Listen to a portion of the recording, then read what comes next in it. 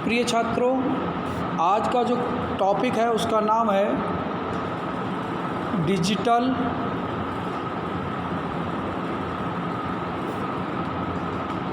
Computer के प्रकार तथा उनकी जानकारी। जैसा कि कल मैंने बताया था कि डिजिटल कंप्यूटर, हाइब्रिड कंप्यूटर और एनालॉग कंप्यूटर, 3 तरीके के कंप्यूटर हमारे होते हैं।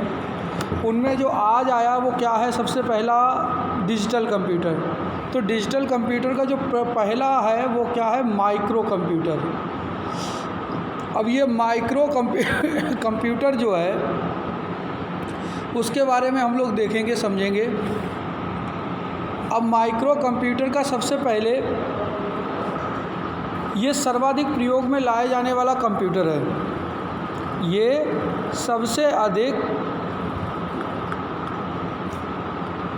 प्रयोग में लाए जाने वाला कंप्यूटर है। सबसे पहली बात ये है कि इस कंप्यूटर का आकार छोटा है, वजन में ये हल्का होता है और प्रयोग में सरल होता है।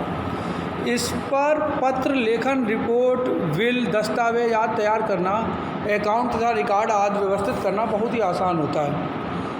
आप लोगों ने ये 2 तरीके का होता है, एक डेस्कटॉप होता है, दूसरा पोर्टेबल होता है।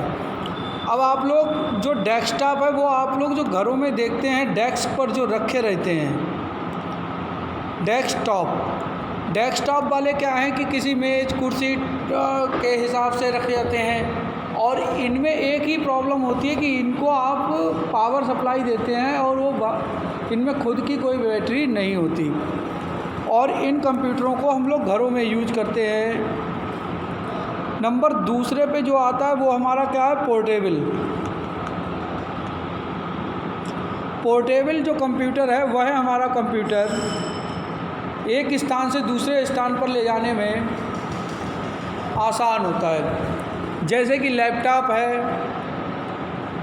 नोटबुक है, पॉकेट पीसी है, डिजिटल डायरी है, टेबल बुक है, हाथ में रखने वाले आदि कंप्यूटर है।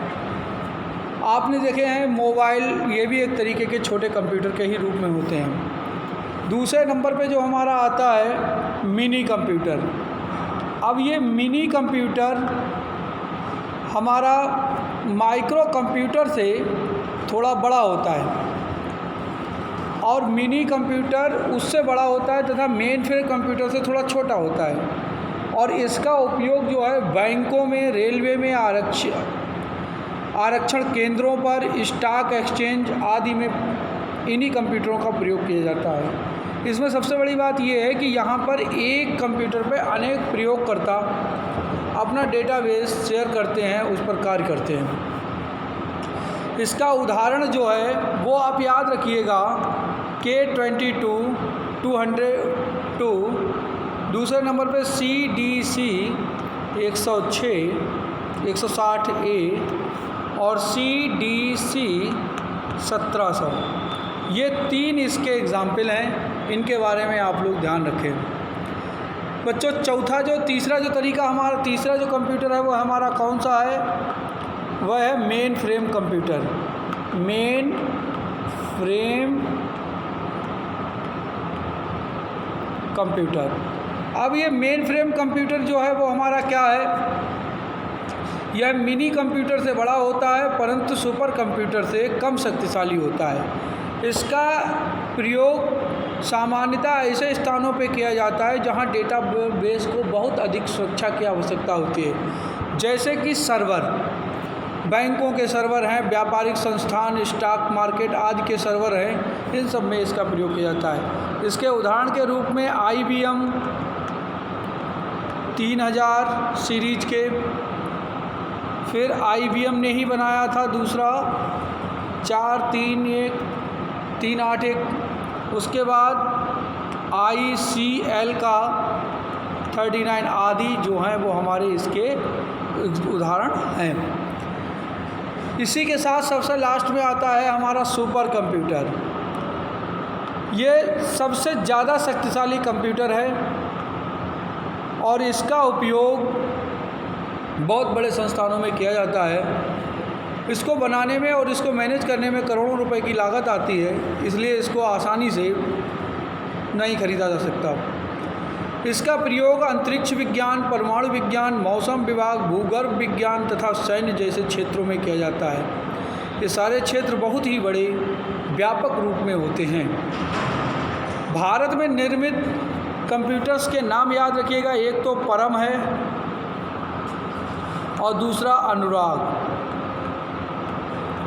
परम और अनुराग ये दो भारत में निर्मित स्वदेशी सुपर कंप्यूटर हैं।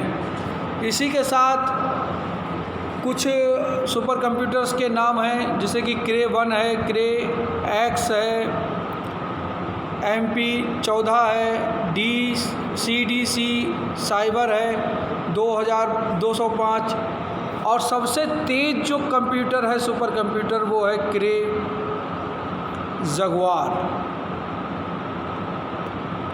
ये क्वेश्चन पूछ लिया जाता है कि सबसे तेज़ कंप्यूटर का नाम सुपर कंप्यूटर का नाम बताइए, तो वो है क्रे जगुआर। एक चीज़ और याद रखिएगा, इस सुपर कंप्यूटर में आर्टिफिशियल इंटेलिजेंस का प्रयोग किया जाता है। AI artificial intelligence